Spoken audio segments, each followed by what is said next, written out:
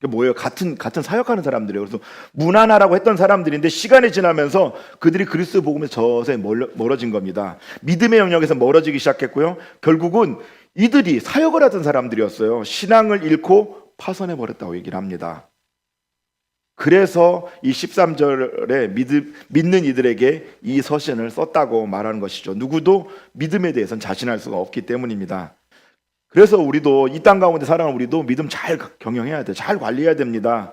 하나님께서 알아서 해주시겠지, 그렇지 않습니다.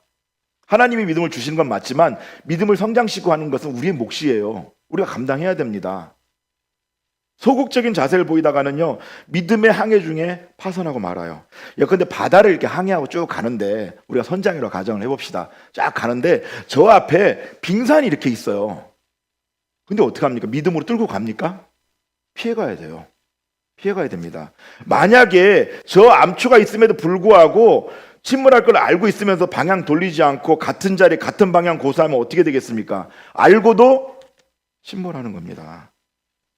생명의 부여함을 하나님께서 가지고 계시지만 그것을 믿음으로 내가 누리고 성장하는 것은 나의 선택에 달려있어. 내가 어떻게 하냐에 따라서 나의 믿음의 성장이 있고 퇴보가 있다는 겁니다. 믿음의 성장을 위해서는요, 하나님께서 부르신 곳을 향해 방향을 돌려야 되고요, 말씀을 사모하는 마음으로 은혜가 있는 곳 찾아가야 됩니다.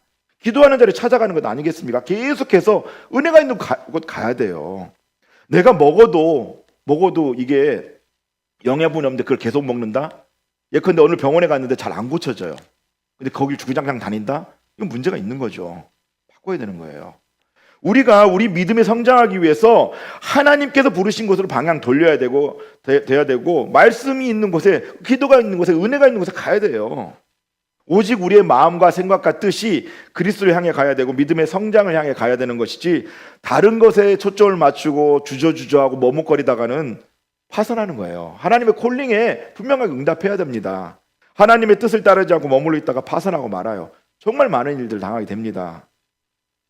저도 하나님의 부르심이 있었는데 버텼죠. 이렇게 계속 계속 버티다 보니까 두 가지가 있어요. 나이만 먹고 망하는 건 자주 망하고, 될 듯 안 돼요. 차라리 아예 안 돼버리면은 안 하죠. 이거 안 맞나 보다, 안 하죠. 다 돼서 먹을만 하면 남이 가져가는 거예요. 제가 나중에 제가 말씀드린 적 있죠. 제가 세웠던 기업들 지금 건실하게 다들 버티고 있습니다.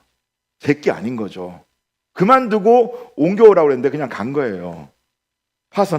파산했습니다. 파선이 아니라. 우리의 믿음이 파선될 때까지 기다리면 안 돼요. 하나님 부르시는 곳에 가서 내 믿음이 성장할 수 있도록 해야 되는 거죠.